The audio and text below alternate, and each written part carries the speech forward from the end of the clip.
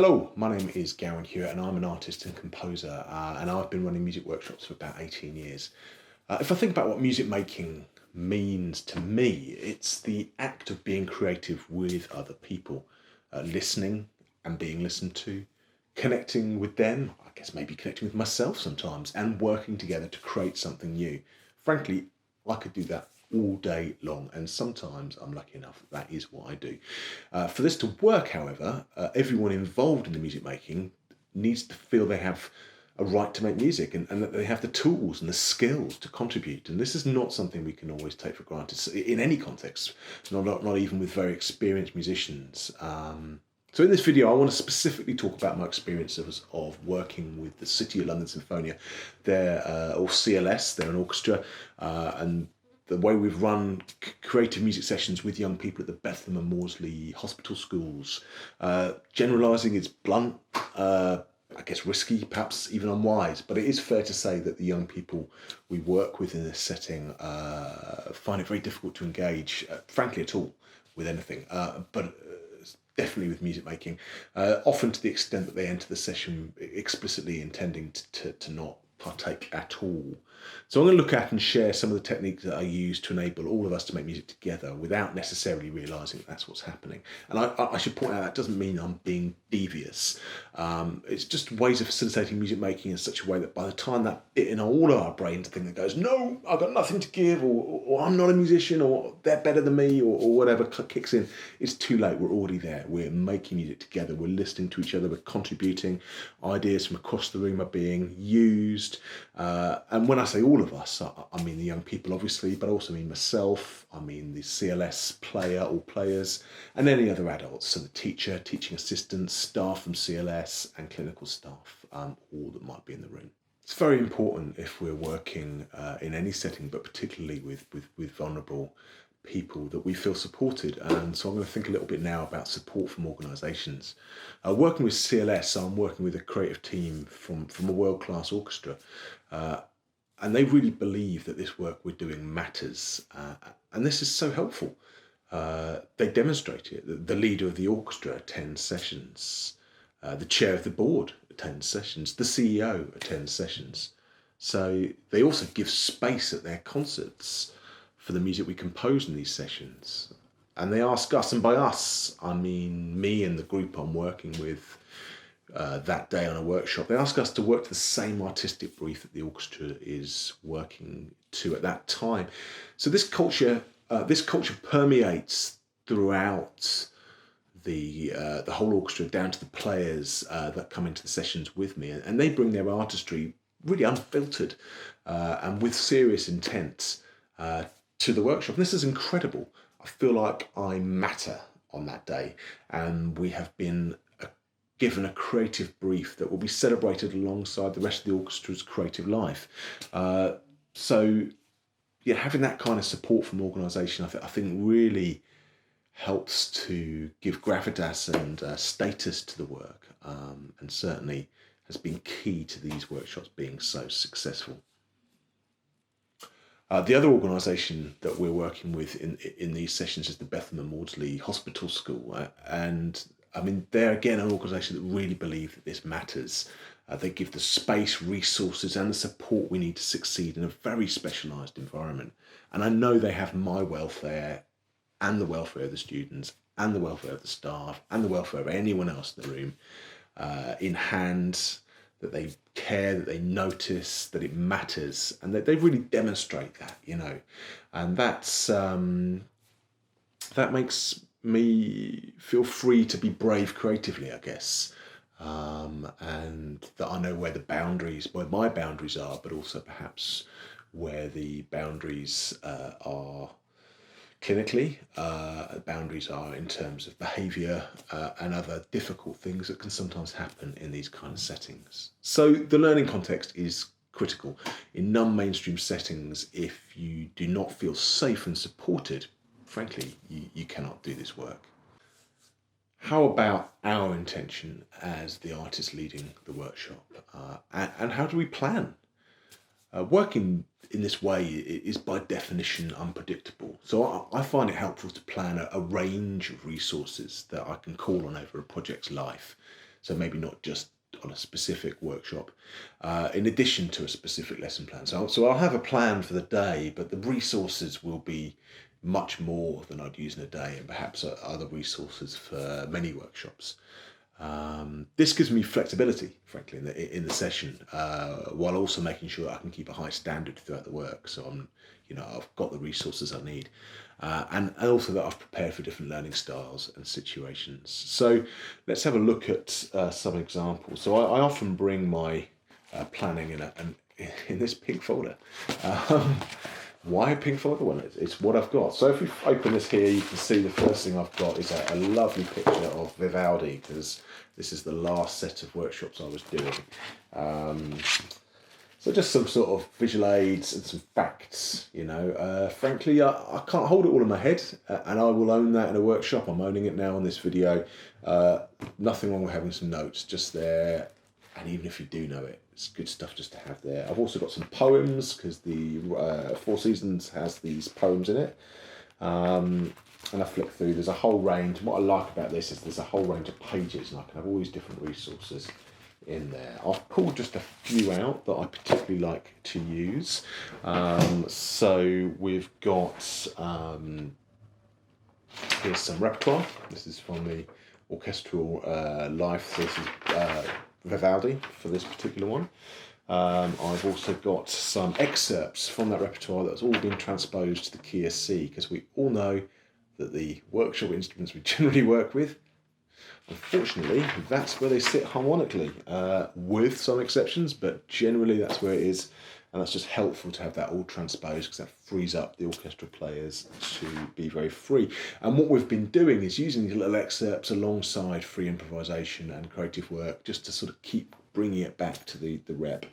This is something that's just very simple but quite useful to have, which is just a very basic harmonic crib sheet here for students.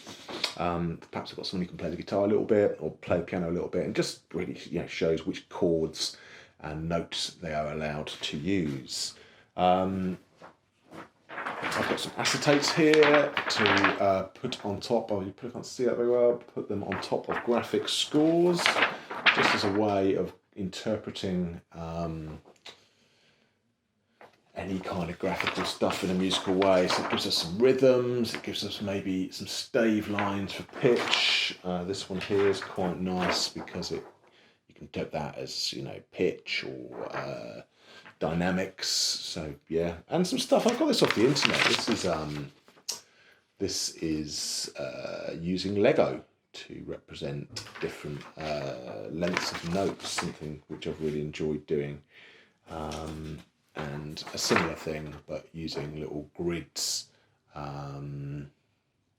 which is a way of getting people to perhaps look at graphic scoring or composing rhythms. I think I'll have a look at that one specifically in a bit.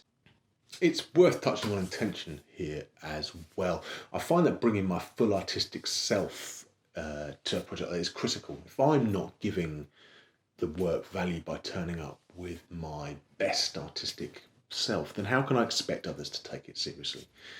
The more I've reflected on this, the more important I've come to see it, to the extent that I now approach any workshop with the same kind of gravitas and seriousness I do with any of my artistic projects.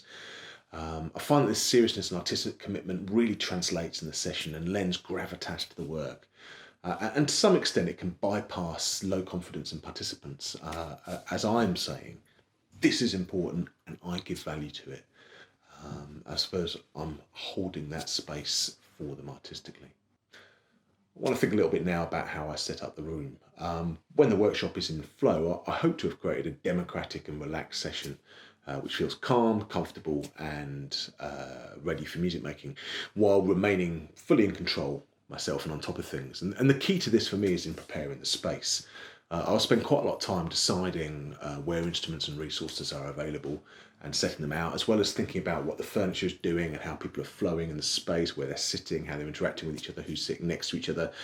I'm really looking to create an environment where people can play, explore, and discover music, and to encourage spontaneous work and collaboration, while also sort of having thought about a lot of the kind of more particular things beforehand, so that I feel very comfortable and in control. I know where things are, and I've maybe thought about what the how things might work out.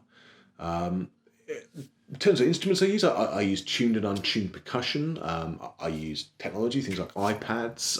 I use drum machines, synthesizers, sequencers, loopers. I love using a microphone. It really helps people to vocalize. I use a guitar. I also use some bespoke and unusual musical instruments, such as a one-string cello that my friend Howard made for me, and gesture-controlled instruments. So there's a real broad range of stuff I use. Here's a couple of examples from layout. So in layout 1, I'm looking to encourage people to make a sound and find a voice in sound making. From this, music making can happen. Instruments are distributed to allow easy reaching and non-directed exploration. And the types of music instruments I'm using here are mixed.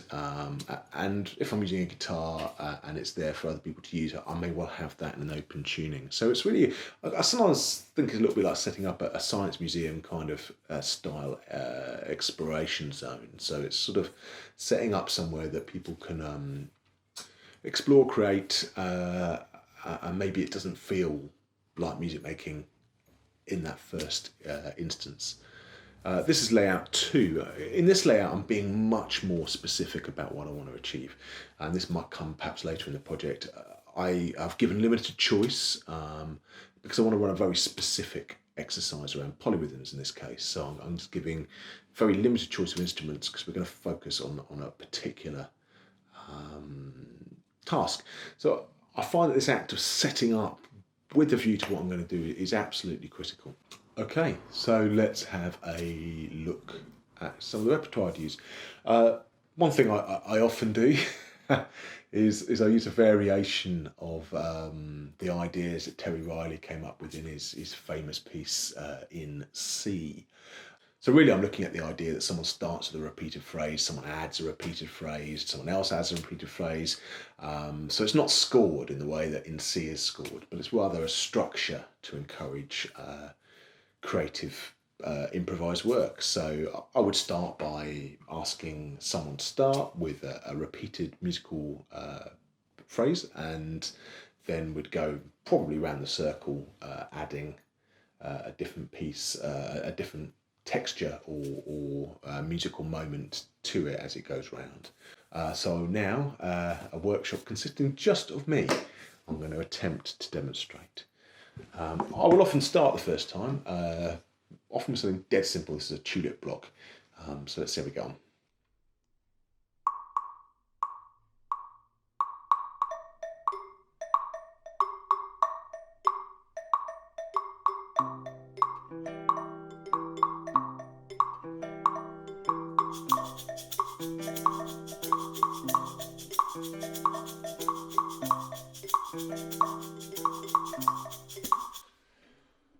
So, and that would continue for the whole group until everyone's in. At that point, what I like about this exercise is we're making music together.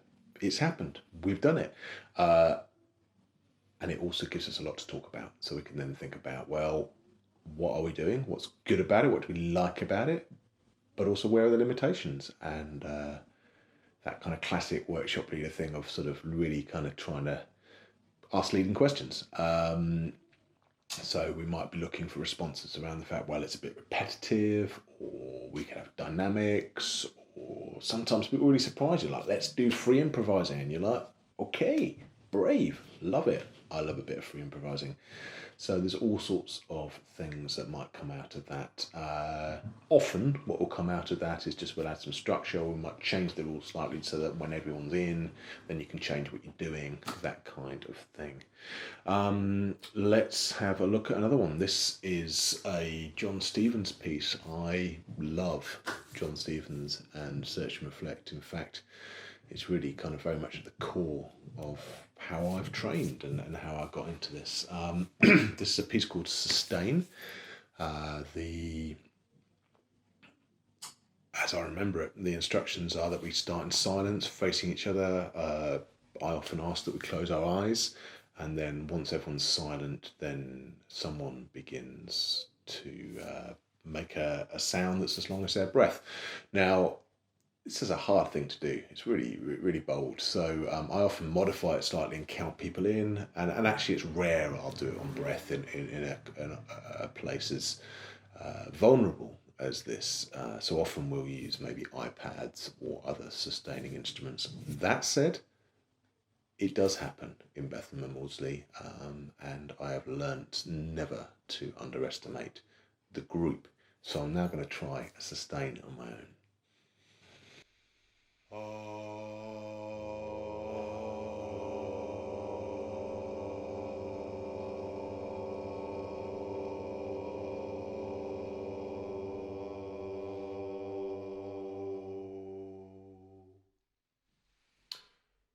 The thing I love about this piece, and frankly about so much of John Stevens' work, is how it really cuts the core of what is music making, and there's so few instructions there, but so much can happen, so people might vocalize in pitch with each other if we're using voice. I said I don't often use voice in this context, but if we're using voice, people might be in time with each other, breathe with each other.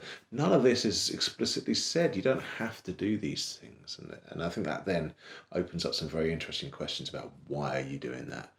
Why does that feel important? And you learn so much about the group and what they are capable of. And frankly, it just feels good. I feel better just even doing it now on film. I mean, it's just good. I should add that the John Stevens repertoire, Search and Reflect, that this is from, is available as a publication, to the best of my knowledge. I think Rock School publish it. So yeah, revolutionary stuff in my view, and really worth checking out. Sometimes there are workshops you can go to as well where you can do the whole repertoire.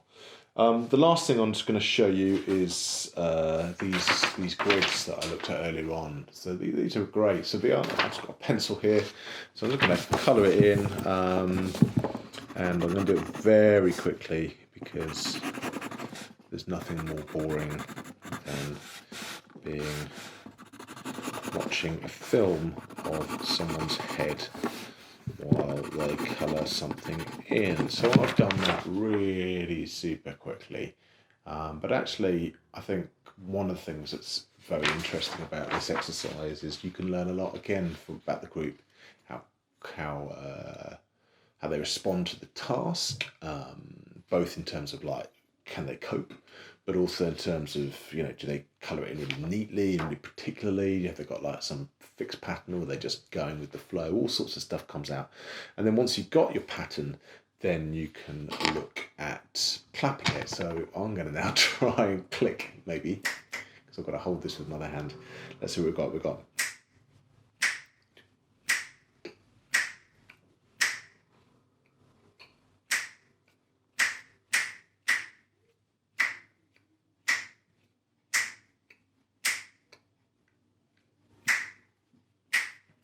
So then we have this rhythm that we've got here, and from that we can then do things like start assigning pitches to them. We can put two of them together. I can give it to the player, the orchestral player, and ask them to improvise stuff using that rhythm. There's all sorts of stuff that can come out that. Sometimes we even end up scoring it down and then bring it back in transcribed as a kind of like, look, this is something you've done. I find it very powerful. I did mention earlier on that also I sometimes do it with Lego, so you can use different Lego pieces to show the same thing. So there you go, there's just a few simple ideas that will hopefully give you a way in to doing a little bit of this kind of work. What does success look like? I'd just like to finish this video by thinking about how we look after ourselves, how you look after yourself, and I guess how I look after myself in these sessions. This is complicated and difficult work, and it can bring up some difficult stuff for us as practitioners. So we need to look after ourselves if we're going to do it. Firstly, let's just think about what does success look like. I mean, this is really complicated work. For some young people, success looks like they're there at all. Success could look like they've worked with someone else. This may not have been seen before. Success can look like they were in the session, they left the session, but they were in the session at all for 10 minutes maybe.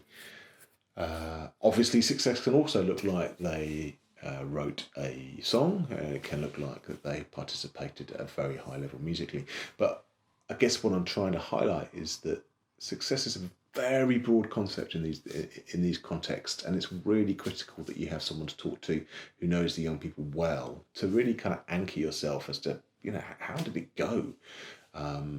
Sometimes at the end of the session I'll think, gosh, that was awful, and then a teacher who knows the children well will explain that no, that was amazing, that these 5 young people, they never sit together, and actually we're in a psychiatric hospital, and the fact that this person didn't kick off in a sort of big and socially difficult way is in itself something astonishing. So this is really important, and I guess this generally having someone to talk to at the end of the session is just so important in terms of just your maintaining your mental health in these settings and just touching base and talking through the session with someone who has an understanding of the setting and the people you're working with. I guess it's also just to reinforce Mrs. Basic stuff, but obviously it's safe practice, never work alone. And that's really strict. You know, I will leave a room with another adult if they're leaving, if that makes sense. So if there's 2 of us working in a setting and the other one leaves, I will go with them. I mean, this is just really basic in terms of protecting the people we're working with, and I guess protecting ourselves as practitioners as well. So I hope you've enjoyed this short video on some of the things that we've learnt in working with CLS in the Bethlehem and Maudsley Hospital School. We've thought about the support structures that we need in order to do this kind of work, what our intentions as workshop leaders are, and preparing for this work, how to set up the workspace, the workshop itself, so that we can then have a fairly relaxed and free session that's versatile and reactive. We've looked at a couple of pieces of repertoire, and lastly just thought about how we look after ourselves in what is a difficult and challenging environment. Thank you for watching.